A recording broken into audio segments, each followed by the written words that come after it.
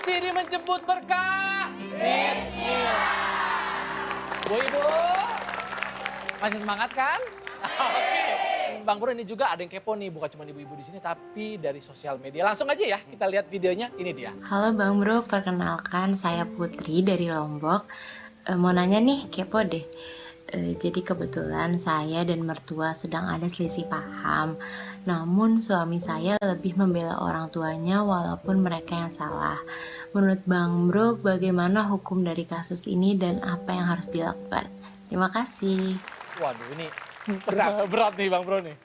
Satu sisi suami, terus sisi lain juga mertua. Tapi kita juga merasa punya hak untuk mengatakan, menyampaikan. Oke, pilihan pertama adalah nggak ada untungnya berantem sama mertua. Ibarat pepatah, menang jadi arang, kalah jadi tidak ada untung, rugi kedua-duanya. Kedua, sebagai suami yang masih punya orang tua memang berat. Karena gimana juga hak ibu jauh lebih besar. Harus dipenuhi ketimbang urusan si istri. Ya, tapi jangan sampai mengabaikan juga, apalagi sampai menzolimi istri. Tetap ada bijaksana di sini. Yang ketiga, ini pengalaman saya. Saya kalau lihat ibu saya berantem sama istri saya, hal yang tidak dia sukai, ibu nggak akan pernah nyampein langsung ke istri, tapi nyampein ke saya. Benar. Nih Bu, Bu,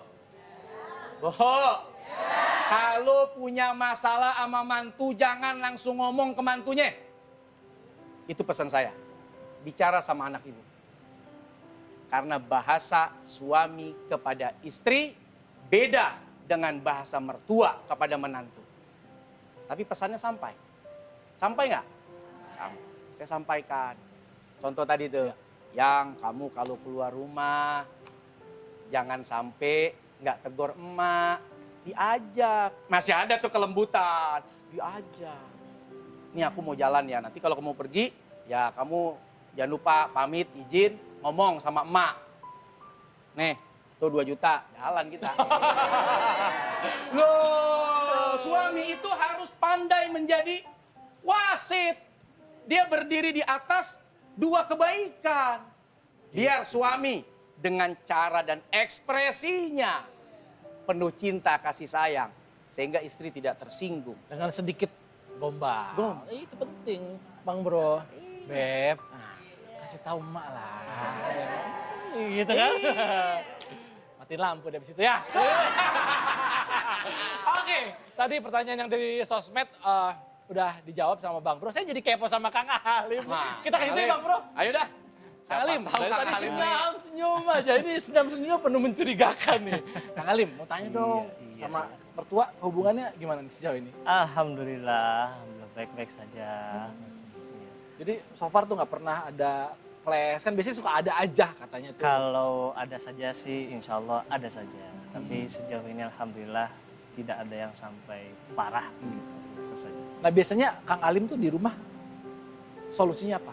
Cara menyelesaikan antara yang satu istri, yang satu Iya, orang tua gitu. Betul, betul. Memang saya kira ketika kita berada dalam keadaan seperti itu kelaki-lakian kita sepertinya diuji mungkin ya Mas Bro ya. Jadi kebijaksanaan kita sebagai seorang laki-laki yang dominan berpikirnya, itu terkadang kita harus jangan dulu masuk ke inti permasalahannya. Tapi bagaimana kita pertama kali yang diutamakan itu adalah mendamaikan dulu bagaimana keadaan rumah. Kadang-kadang dengan begitu kita berusaha untuk mendamaikan terlebih dahulu tanpa langsung masuk menyelesaikan permasalahannya.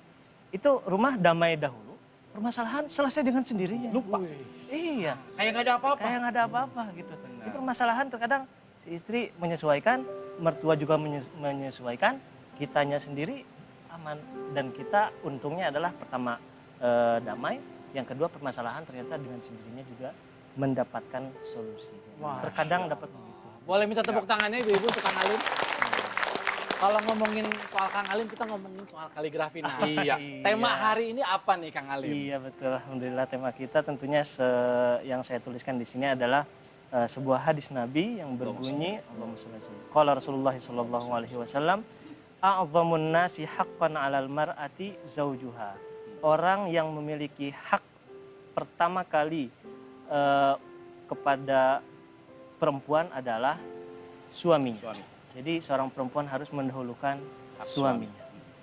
Wa a'dhamun nasi haqqan 'alar rajul ummuhu.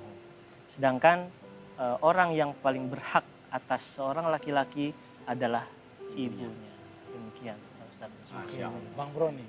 Ya, karenanya kalau kita melihat ada satu riwayat hadis, andai ada makhluk yang boleh nih dijadikan bagian dari sujud, maka akan diperintah istri sujud kepada suami. Tapi kan tidak boleh orang sujud kepada makhluk, kita sujud kepada Allah Subhanahu wa taala. Ini ingin menunjukkan betapa tingginya derajat suami.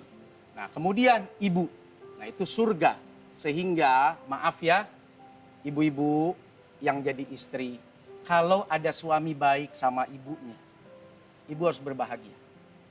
Jangan justru marah. Jangan justru malah senang kalau dia jahat sama ibunya.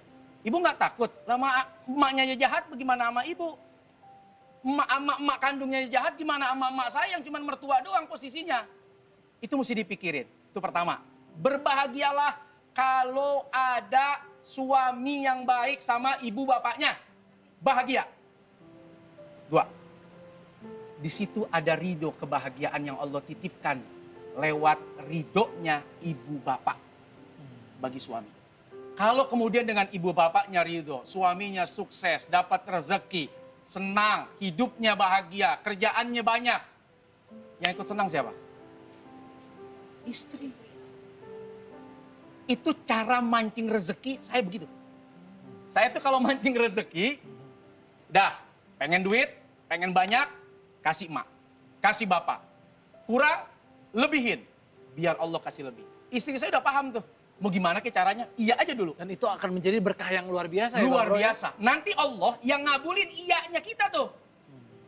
Cok, kata mak saya nih, mak kepengen dibikinin kamar di atas. Iya mak, saya mikir, tapi saya nggak ngomong sama emak saya. Dikasih oleh Allah bangun rumah tingkat. Kenapa? Karena emak udah redo. Nanti Allah yang bukain jalannya. Jangan sampai baru minta, udah kagak. Apaan sih minta-minta? Aduh, Mak. Ngasih kagak. Lagi banyak bayaran.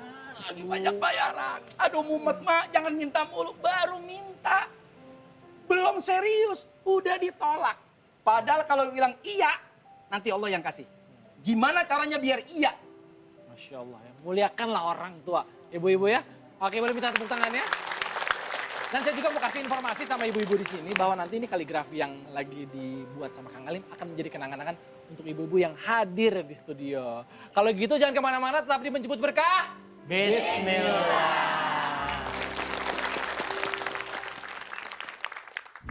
Assalamualaikum warahmatullahi wabarakatuh. Saya adalah seorang ibu sambung. Untuk anak-anak dari suami, apakah doa saya sebagai ibu sambung semujarab doa ibu kandungnya? Terima kasih.